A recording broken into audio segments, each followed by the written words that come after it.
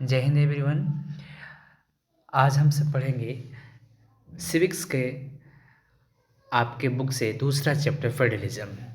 मैं हूं मुन्ना सर, स्वागत करता हूं आपका अपने YouTube channel political science for you में। छात्रों, ये चैप्टर काफ़ी इंटरेस्टिंग भी है और काफ़ी ज़रूरी है इसको पढ़ना। इससे काफ़ी सारे सवाल भी आते हैं आपके बोर्ड की परीक्षा में। इसके अलावा ये प्रतियोगी परीक्षाओं में भी जो छात्र जा रहे हैं उनके लिए भी काफ़ी उपयोगी है।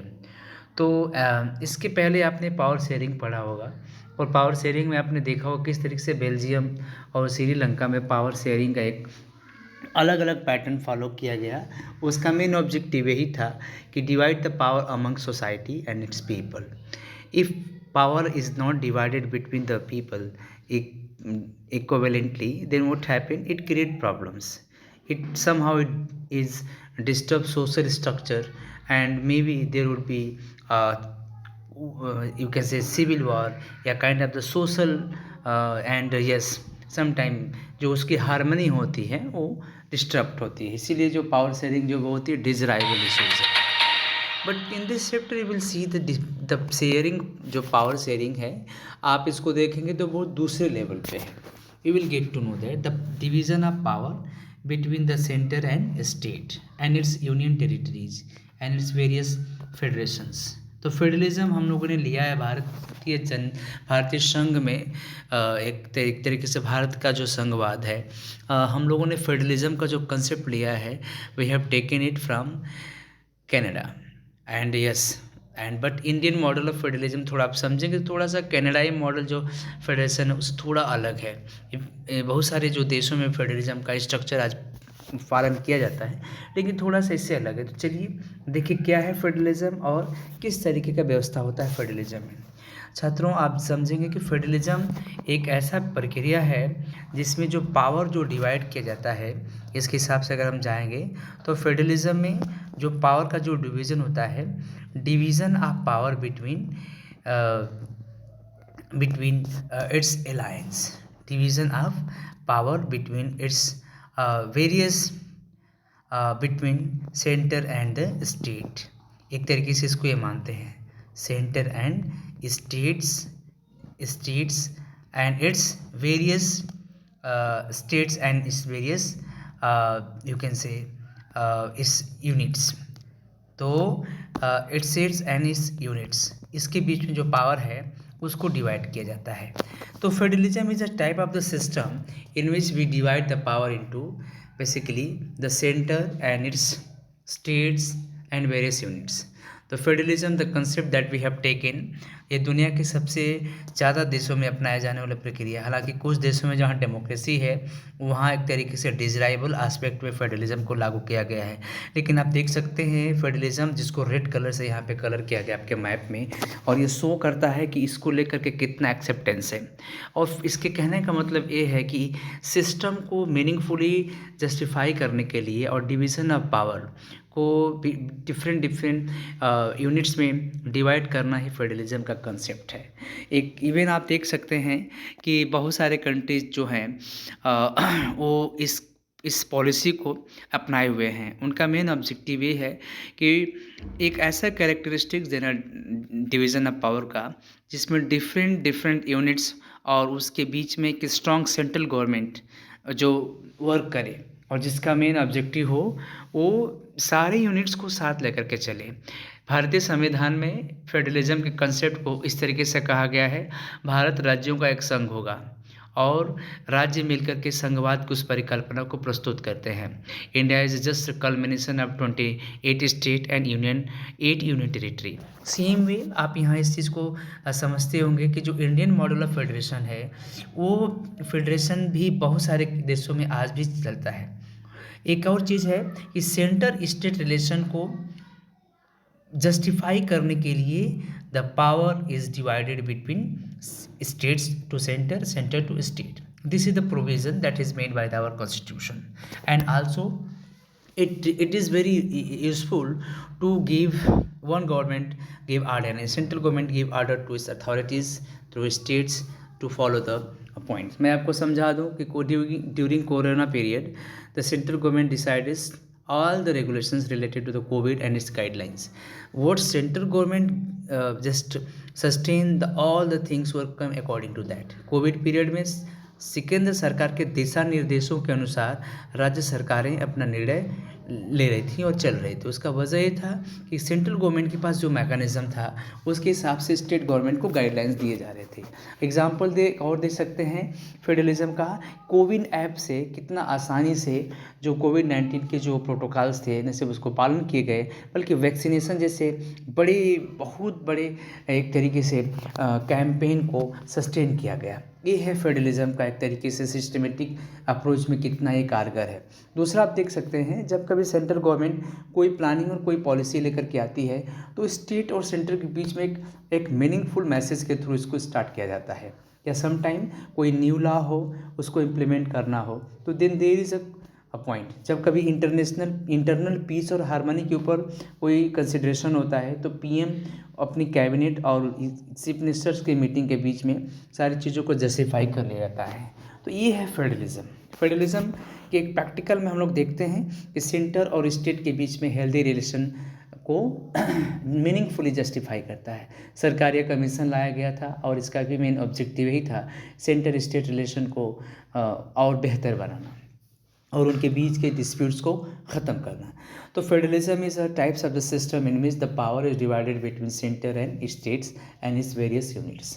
The main reason is to the division of power so that the state and center equally enjoy their importance at the point of the executive formation। यही होता है इसका डेफिनेशन, इसका पॉइंट्स। बहुत सारे देशों में फेडरलिज्म है लेकिन किस तरह का फेडरलिज्म है, उनके यहाँ किस तरह का सिस्टम काम करता है, चलिए और बेहतर तरीके से समझते हैं।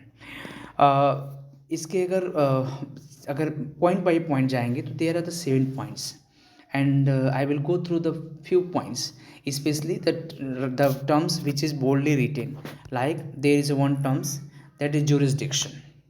The jurisdiction means to say here इसका मतलब यही होता है कि जो सेंट्रल गवर्नमेंट होती है और जो स्टेट गवर्नमेंट होती है और उनके बीच में there is some differences at the basis of jurisdiction.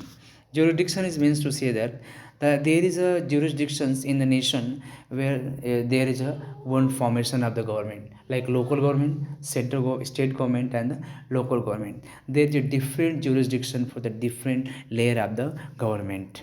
We are having session court, we are also having high court at the state level and supreme court at central level. We cannot give supreme court at every local government, cannot, because it has its worth. So this is the one differentiation at the basis of you can say the power sharing, that is the jurisdiction, that is session court, high court and supreme court. And one more point, there is some meaningful option that has been given according to the fundamental provision of the constitution cannot be unliterally changed by one of the level of government। किसी भी level of government के द्वारा लोगों के fundamental right को बदला नहीं जा सकता है। इंडियन मॉडल ऑफ फेडरेशन इसको कैरेक्टराइज करता है कि all the federations are having some of the rights and but they cannot change anyone's fundamental right. Sources of revenue for each level of the government are clearly specified to ensure its financial autonomy. Even we are in local government हम लोगों ने देखा है ग्राम पंचायतों को भी fund raise करने और उसके एलोकेशन का अधिकार है। इवन म्यूनसिपालिटीज़ को भी है, म्यूनसिपल कॉरपोरेशन को है। Same state government and central government both raise the taxes and revenue so that they could sustain all the family welfare and the planning and policies. So this is the beauty of federalism which we haven't had. And federation में ये भी है कि it always believe in the system and the dual objective so that safeguard the people. There is a local police and administration. At central level there is a police, their force and armed forces. And there is a system in which the whole country would promote security, safe environment to all its people. The main objective is providing the welfare state model, safe, secure, and yes, equal status to every citizen. That is the main objective of federalism and its principles. Okay students, अब आते हैं कितने तरह का federation है। मैं simply आपको समझा सकता हूँ। अमेरिका में जो फेडरेशन वर्क करता है that is coming together federation. that is Switzerland, USA, Australia. These are the country where there is a type of the federation that is called coming together federation. America में 50 देशों ने मिलकर के 50 राज्यों ने मिलकर के एक स्टेट बनाया, that is USA, United state of America. And even in Switzerland and Australia. जब हम ग्रेजुएशन में थे तो हम लोगों ने इस कॉन्स्टिट्यूशन को काफ़ी अच्छे से पढ़ा था. तो main objective of this type of federation is the very straight in power, straight in manner. Okay, these states are having a dual status like dual citizenship. In America and Switzerland, people enjoy is apart from the people also enjoy some of other sphere dual characteristics. So this is a very different type of. There is a presidential system of the government works mainly, and the governor is also have some autonomy at the basis of its state. तो यहाँ पे state जो होता है itself autonomous system, it has a very thin layer which central government and state government are joined. But yes, they have some the characteristics where executive at the central level is very strong rather than the state. तो वहाँ पर उनका अपना एक अलग specification होता है. इसको बोलते हैं कमिंग टुगेदर फेडरेशन, जहां राज्यों ने अपनी सहमति से एक साथ आकर के क्या बनाया है, एक यूनाइटेड स्टेट बनाया है. दूसरा आपका मॉडल जो है इंडिया में स्पेशली वर्क करता है holding together federation. Holding means to say that this model in that where the strong hold of the central government at its authorities. बिल्कुल सेंट्रल गवर्नमेंट हमारे यहाँ के मॉडल में काफ़ी क्या है, वो बहुत ही स्ट्रॉन्ग है. इसको एक मेजर कहने का मतलब है. तो कमिंग टुगेदर फेडरेशन से थोड़ा ही अलग है. इसमें central government have a divisive role and also they have a very strong subject and also some of the matter which is specifically given to the central government and state government enjoy with local matters. तो जो holding together federalism है, that is second category of federalism where central government tend to be more powerful as with states. Okay, hope you understand. So this model basically work in India, Spain, Belgium. Okay, hope you understand the model of federation. The first one is coming together federation और दूसरा आपका है holding together federation. Jurisdiction का मतलब यहाँ फिर से देखिए, आप एग्ज़ाम में मैं कॉपी चेक करने जाता हूँ और वहाँ हम देखते हैं कि बच्चों को टर्म्स बेस्ड क्वेश्चन नहीं आते लिखने. तो ये मैं आपको समझा दूँ कि जो टर्म्स बेस्ड क्वेश्चन है जैसे बॉक्स में दिया है या टर्म्स जो है, ये चीज़ें आपको बिल्कुल समझना पड़ेगा कि जो टर्म जैसे जुरिस्डिक्शन का मतलब होता है suppose where you are living in a district, in a state, in a country, even we are living in a country. तो जहाँ आप रह रहे हैं वहाँ एक जुरिस्डिक्शन होगा, एक न्यायाधिकरण होगा, चाहे वो जिस तरह का हो. तो session court is also jurisdiction. तो in every area for the belief of people in judiciary and fundamental provisions there is a one jurisdiction. ये आपका पॉइंट है. तो उम्मीद आप समझ गए होंगे. दो तरह का फेडरेशन होता है, coming together federation and holding together federation.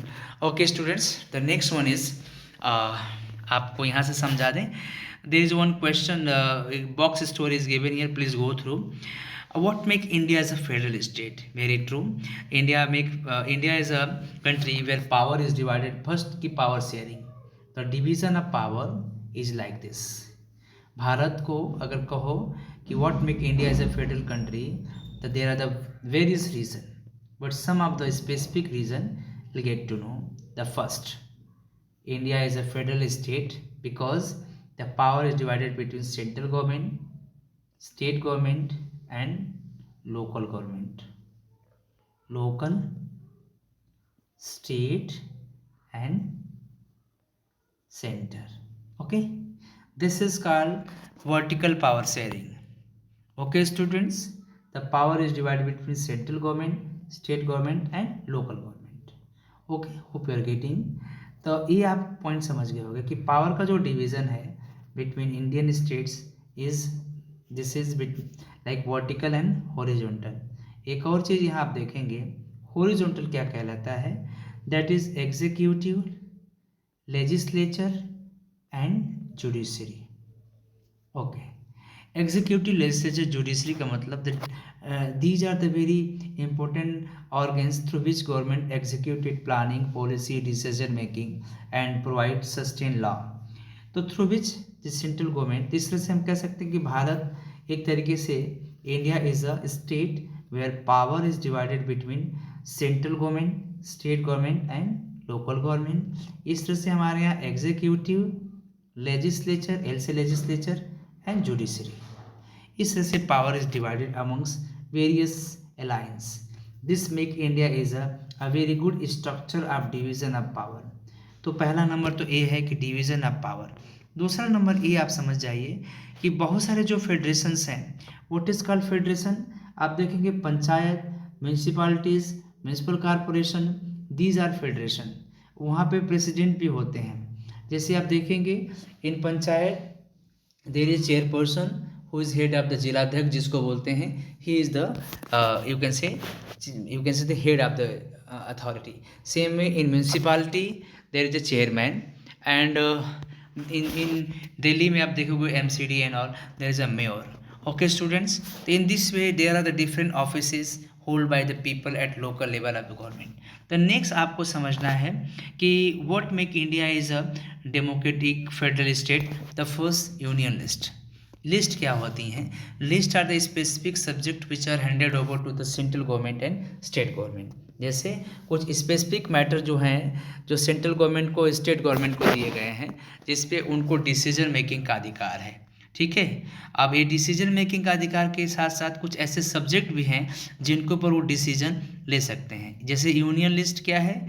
Union list में वे स्पेसिफिक सब्जेक्ट हैं जो कि सेंट्रल गवर्नमेंट को दिए गए हैं, such as foreign affairs, banking, communication, currency, such matters are given, defence etcetera. ये सब मैटर किसको दिया गया है? यूनियन लिस्ट में सब्जेक्ट को स्पेसिफाई करके सेंट्रल गवर्नमेंट को दिया गया। इसका मेन पॉलिसी यही है देने का कि some of the uniform policy required या any kind of the decision making required, the such matter would be taken care by the central government seriously. Next state list आता है। इसमें कुछ ऐसे सब्जेक्ट हैं जो स्टेट मैटर्स को specify करते हैं, जिसमें कि आपका क्या है, state and local importance such as police, trade, commerce, agriculture, irrigation.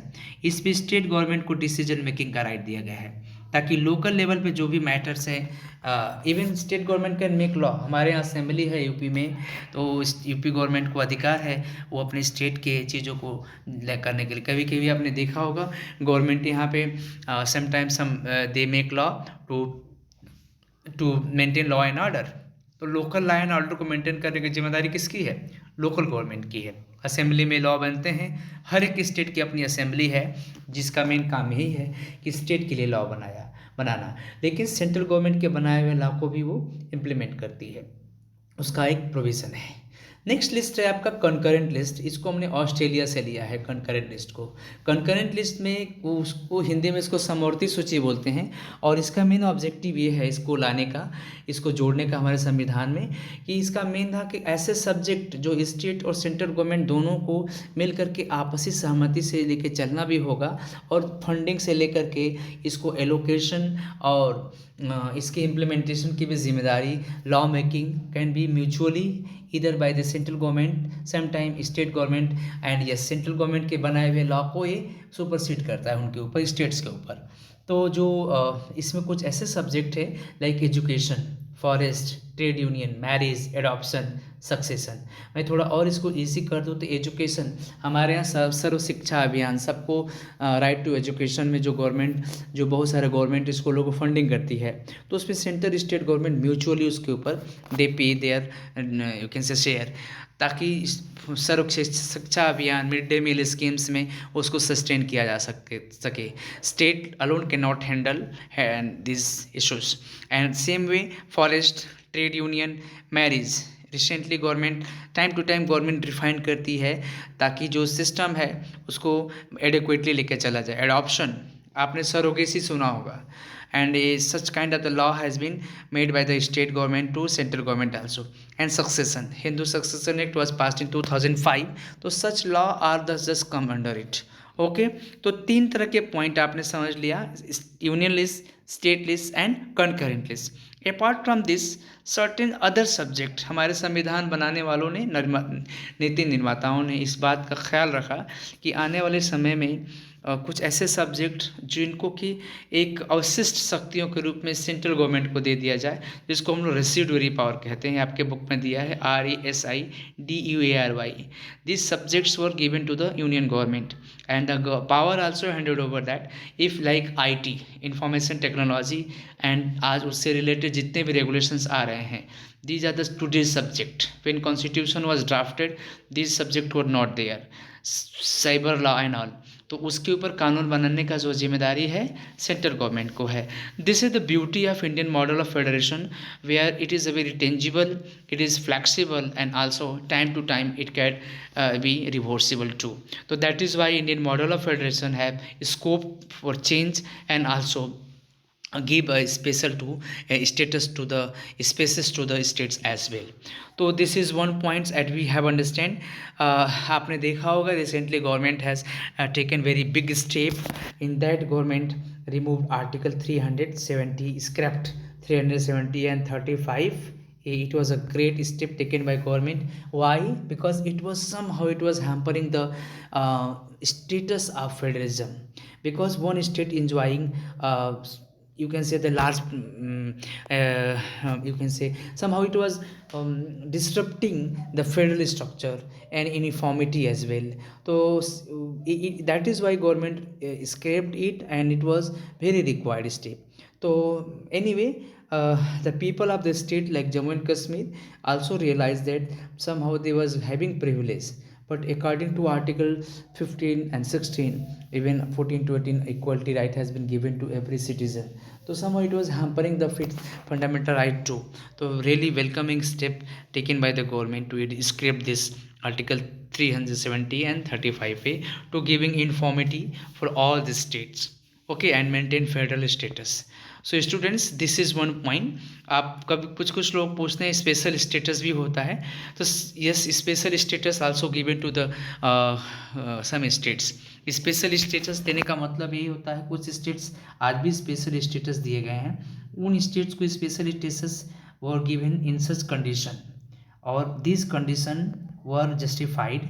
तो उन सच status would be meaningfully acknowledged and enjoyed by the state. Okay, it is a matter of the subject concern. तो students this is the Indian model of federation. And Indian model of federation का feature ये भी है कि first the power is divided between centre and state and it's unitary. दूसरा the all the citizen of the nation enjoy a single citizenship and the equality and all type of the equality which required except economic. This is the model. You can say India after 1947. Look at the states and their names. 565 princely states, and all these 565 princely states merged by Sardar Vallabhbhai Patel. So in this way, after merging these princely states, India become union of states, and this way India got unified. And today what we are having as a very strong nation because of the steps taken by Sardar Vallabhbhai Patel. Students, so this is something that we can acknowledge his effort, and we regarded him as a iron man of India. So Sardar Vallabhbhai Patel steps were make India not only unified nation but also given a status and structure to become a, you can say, the states like country like where all the states are having its special status. Second point is very required here, that you can understand that how is federalism practice. So federalism practice with through ways. That's a function of the federalism. There are the certain provision which is necessary to success of federalism, and in such way some of the respect species and their democratic politics में जो उसका nature है, it has been given to the same. इसको कैसे आज कैसे function किया जाता है, तो आपने एक देखा होगा कि आफ्टर 1947 हमारे यहाँ एक संगठन किया गया था, SRC, state reorganisation commission, in 1953 में. और इस तरह से एक स्टेट का states were crafted like Andhra region. Andhra Pradesh को पहले क्राफ्ट किया गया था लिंग्विस्टिक स्टेट. आफ्टर आंध्रा हर एक स्टेट की डिमांड हो गई थी उस समय, और डिमांड ये हो गई थी कि हमें भी लिंग्विस्टिक स्टेटस चाहिए. तो आफ्टर आंध्रा तेलुगु, तमिल, मलयालम, कन्नड़ा, इस तरह से कर्नाटका, केरला, तमिलनाडु क्राफ्टेड.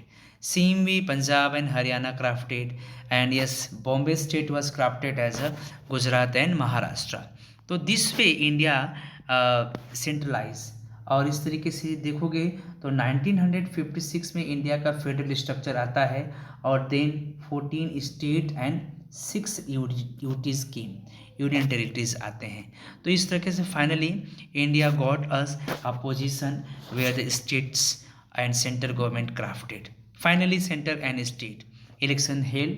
तो पहला था कि भारत कैसे, how India is a federal state. पहला the all the states as there are the some linguistic status has been given, and 22 constitutional language, 22 constitutional language in 8th schedule has justified the first the people aspiration and desire in the forms of their language. Second policy is very important, that the status of the states के बाद language policy, 22 constitutional language, and this means to say that the every language is respected, and also the people of that area, so that the demography must be respected. जो demography aspiration जो है plus people aspiration would be justified.